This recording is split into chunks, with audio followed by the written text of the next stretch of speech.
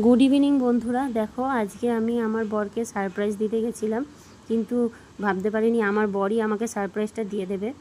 দেখো, আজকে হচ্ছে আমাদের বিবাহবার্ষিকী। আমার বর আমাকে মিথ্যা কথা বলে বাজারে নিয়ে গেছিলো, নিয়ে গিয়ে বিরিয়ানি কিনে দিয়েছে আর মোমো কিনে দিয়েছে। সবাই রাত্রিবেলা একসঙ্গে ডিনার করব বলে, তা আমরা বাড়িতে নিয়ে এসেছি, বাড়িতে নিয়ে এসে খাবো সেই জন্য।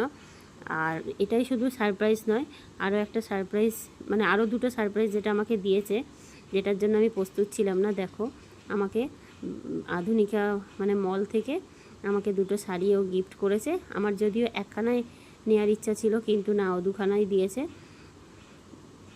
দেখো এই শাড়ি দুটো কেমন হয়েছে। তা আমরা এখন ডিনার করে নিই, আর আমাদের বিবাহিত জীবন যেন সুখের হয় তার জন্য তোমরা প্রে করো।